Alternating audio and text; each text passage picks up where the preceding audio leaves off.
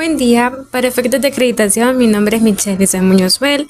Este día como equipo vamos a hablar sobre nuestra inteligencia artificial y le daremos relación con la criminología. Pero para comenzar, vamos a presentar nuestra IA, que es Gemini. Hola, soy Géminis, un modelo de lenguaje grande entrenado por Google. Estoy aquí para ayudarte a ser más productivo y creativo. De acuerdo, entonces como Gemini ya se presentó, hoy vamos a exponer sobre la evolución de la criminología, que es una disciplina fundamental para entender el crimen. Nuestro enfoque es El Salvador, un país cuya historia social ha marcado profundamente cómo se aplican estas ideas. Históricamente, El Salvador ha lidiado con la criminalidad de formas que, aunque no lo parezca, reflejan las grandes escuelas criminológicas. Para entender el presente debemos ir al pasado. La etapa precientífica. Antes de que existiera la criminología como ciencia, el delito era visto como un problema moral o religioso. La justicia era dura y se basaba en el castigo, no en la comprensión del delincuente.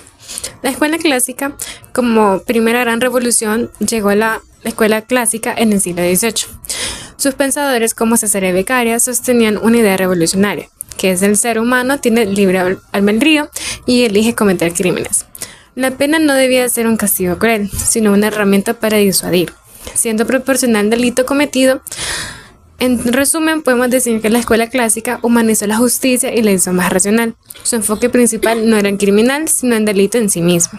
Ahora mi compañera les hablará de la escuela que cambió ese enfoque radical, poniendo en el foco en la persona del delincuente.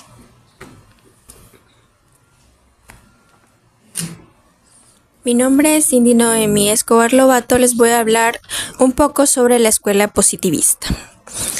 Como mi compañera ya estuvo mencionando anteriormente, comentó que la escuela clásica se centró en el delito, pero a finales del siglo XIX, con el auge del método científico, la criminología dio un giro completo. La escuela positivista abandonó la idea del libre albedrío. Para ellos ahora el crimen no era una elección, sino el resultado de factores externos e internos. El máximo exponente de esta escuela positivista fue Cesare Lombroso, el cual es considerado el padre de la criminología científica. Él creía en el criminal nato, argumentando que algunos individuos nacían con una predisposición biológica al crimen.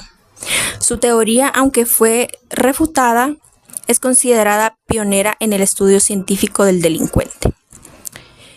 Otro de los expositores de esta escuela positivista es Enrico Ferri, el cual complementó esta idea al decir que no solo la biología, sino también los factores sociales, como la pobreza y la educación, eran cruciales para entender la criminalidad.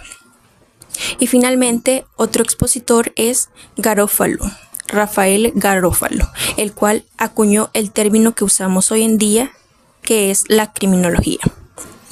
En resumen, podemos decir que el positivismo movió el foco del qué al quién. El objetivo ya no era solo castigar al delincuente, sino rehabilitar y tratarlo. Ahora mi compañera les hablará de una corriente más reciente, la cual criticó a esas dos escuelas por no considerar algo fundamental, lo cual es el poder y la desigualdad. Mi nombre es Gabriela Alejandra Bernal Herrera. Yo les voy a hablar sobre la criminología crítica. Gracias a la criminología crítica surge como una respuesta a los enfoques anteriores. En los años 60, los académicos comenzaron a preguntarse algo diferente: ¿por qué ciertas conductas son criminales y otras no? Esta escuela no ve el delito como un problema individual, sino como un fenómeno social y político. Ellos aseguran que el sistema penal no es imparcial. La criminología crítica, como concepto clave, sostiene que el crimen es una construcción social y que las leyes y la policía, más que proteger a la sociedad como función, herramienta control social para mantener el orden establecido y oprimir en los grupos vulnerables. Un referente clave es Alessandro Barata. Él analizó cómo el derecho penal y las instituciones de una justicia, en lugar de ser neutrales, actúa como mantener las desigualdades sociales, criminalizando la desproporción a las personas de las clases bajas. En conclusión, la criminología crítica nos invita a ver el delito como una falla personal, sino como un síntoma de problema social más grande, la injusticia y la desigualdad. Ahora mi compañera nos explicará cómo estas ideas nos han manifestado en la historia de El Salvador.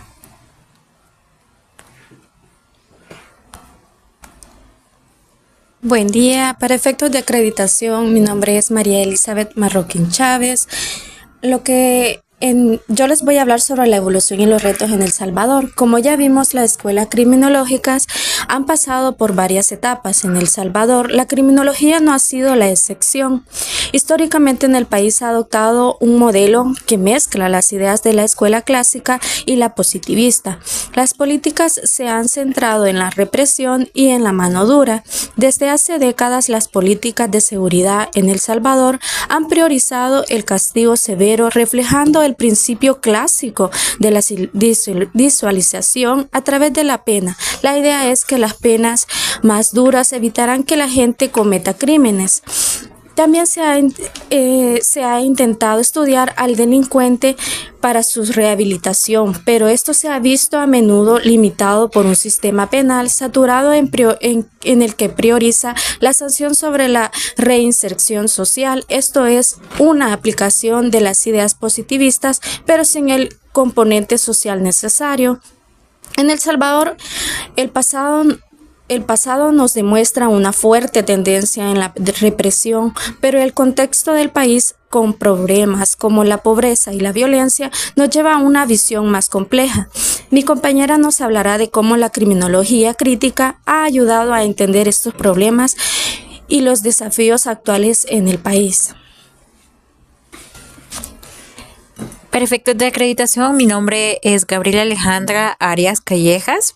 En este caso, yo les voy a hablar un poco sobre la criminología crítica, y esta nos ayuda a entender los retos actuales de El Salvador, especialmente tras los acuerdos de paz. Ahora bien, en el ámbito académico y expertos han usado esa perspectiva para analizar los fenómenos como las maras, un ejemplo. Las maras y la criminología crítica. La criminología crítica no ve a los pandilleros, sino más bien los ve como criminales, los ve como un síntoma de un problema más profundo, el resultado de la violencia estructural y la pobreza que quedaron en las guerras civiles.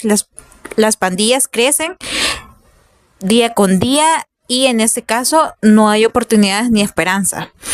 Ahora bien, el debate de hoy en día en El Salvador se nos dice que por un lado nos encontramos la política de la mano dura y el régimen de excepción, que se refiere a la excepción de los derechos que reflejan la criminología clásica en su máxima expresión.